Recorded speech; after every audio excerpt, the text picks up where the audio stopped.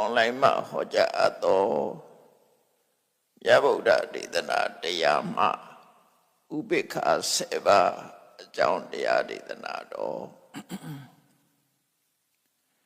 ထို့သောသုတ်တန်နေ့မှာမြတ်စွာဘုရားဟောကြားတဲ့ဒေသနာတော်တွေထဲမှာဥပိ္ပခာဆိုတဲ့စကားလုံးနဲ့သုံးဆွဲပြီးတော့ဖော်ပြတယ်ဥပိ္ပခာအမျိုးပေါင်း10မျိုးရှိတယ်ဆိုတာမှတ်သားကြည့်ဖို့လိုအပ်တယ်များသောအားဖြင့်ဥပိ္ပခာဆိုလို့ရှိရင်ဝေဒနာဆိုတဲ့ဥပိ္ပခာကိုလည်းသိကြတယ်ဝေဒနာကိုပဲသိတာများကြတယ်ပေါ့နော်ဒီမှာတော့ဥပိ္ပခာ10မျိုးထီအောင်ခွဲခြားပြီးတော့အထသလိနေထက်လာမှာရှင်းပြထားတာရှိတယ်အဲ့ဒီကနေတစ်ခုချင်းတစ်ခုချင်းကိုမှတ်သားကြရအောင်အလုံးနဲ့ချုပ်မိတဲ့ဥပိ္ပခာဆိုတဲ့အဓိပ္ပာယ်ကတော့ဥပိ္ပခာဆိုတဲ့စကားလုံးလေးကိုကြည့်လိုက်ဥပအိခာ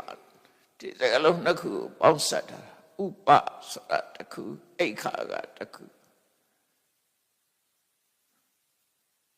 အိခာဆိုတာချစ်ရှုခြင်းလို့အဓိပ္ပာယ်ရတယ်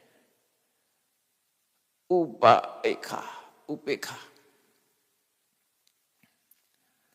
ဥပဆိုတာတဲ့လျောက်ပတ်သောအဖြစ်အိခာရှုကြည့်ခြင်းရှုမြင်ခြင်းတော့ဥပိ္ပခာရဲ့သဘောတရားက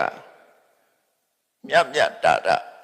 ကြည်တယ်မြင်တတ်တယ်ဆိုတဲ့အဓိပ္ပာယ်ကိုပြောတာဒါပေမဲ့ပညာကိုပြောတာမဟုတ်ဘူးဒီနေရာမှာနော်ဥပိ္ပခာဆိုတာဟာမြတ်မြတ်တာတာမြင်တတ်တယ်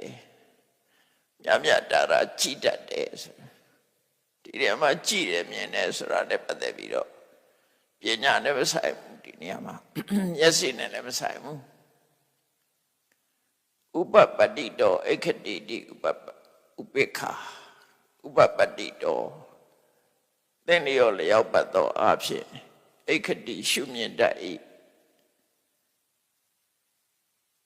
ရှုမြင်တတ်လို့ဥပိ္ပခာလို့ခေါ်တာလျောက်ပတ်စွာရှုမြင်တတ်တယ်အဲ့ဒါကိုထပ်ဖွင့်တဲ့အခါ